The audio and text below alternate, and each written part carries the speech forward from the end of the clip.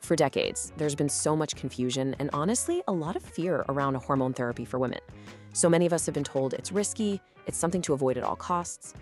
But what if I told you that a huge part of that story, a story that has impacted millions of lives, was built on a simple but massive case of mistaken identity? Okay, let's really dive into this, because this isn't just some tiny misunderstanding we're talking about.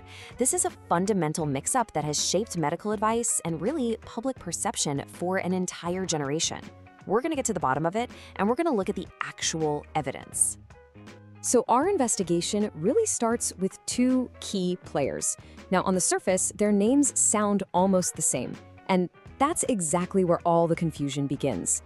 But when it comes to how they actually work inside your body, well, they are worlds apart. Okay, think of it like this. Bioidentical progesterone is like a master key. Its molecular structure is a perfect one-to-one match for the locks, or the receptors, on your cells. It fits perfectly and works exactly the way nature intended.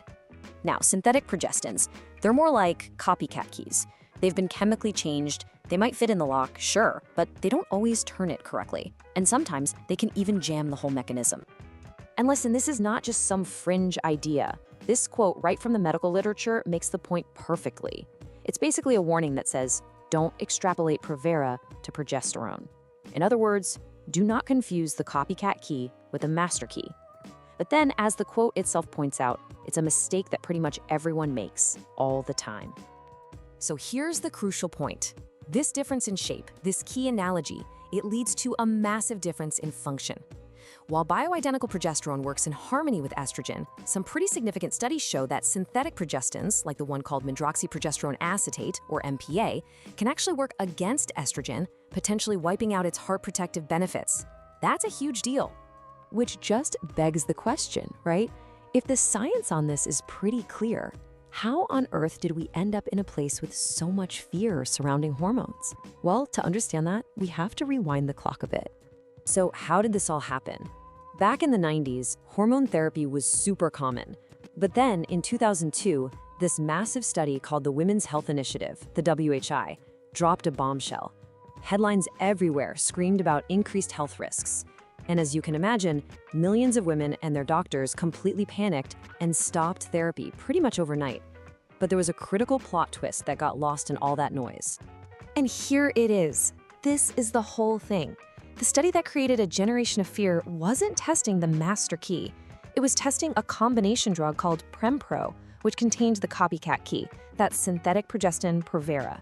The scary results that terrified everyone were linked to a synthetic molecule, not the bioidentical hormone your body actually makes. And look, this isn't just some boring science lesson.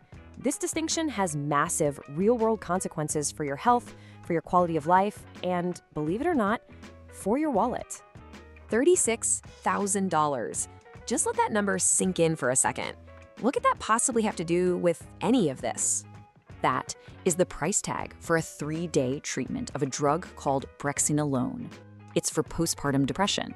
But here's the real kicker. Brexanolone is just a brand name for a molecule called allopregnanolone. And what's that? It's simply the very first thing your own body makes when it breaks down natural, bioidentical progesterone. So you have to ask the most logical question in the world, right? If this super expensive drug is just a slightly altered version of what our body already does with progesterone, why not just use progesterone itself? And here it is, the final piece of the puzzle. You can't put a patent on a molecule that exists in nature, like bioidentical progesterone. But you can patent a slightly altered synthetic version and then charge $36,000 for it. So you start to see how this widespread confusion isn't always accidental. Sometimes it can be very, very profitable. So let's just quickly boil this all down. What do you need to take away from this? First, and this is the most important one, bioidentical progesterone and synthetic progestins are not the same thing. Second, the names really matter. Progesterone is very different from a progestin, like medroxyprogesterone acetate. Third, always remember the context. The studies that sparked all this fear use the synthetic copycat versions. And finally, and this is maybe the best part, this knowledge empowers you to ask better, more informed questions with your doctor. If you're interested in exploring more of these incredible connections from hormone optimization to metabolic psychiatry and regenerative medicine, be sure to subscribe and follow for more explainers just like this one. Thanks so much for watching this Within You Health production.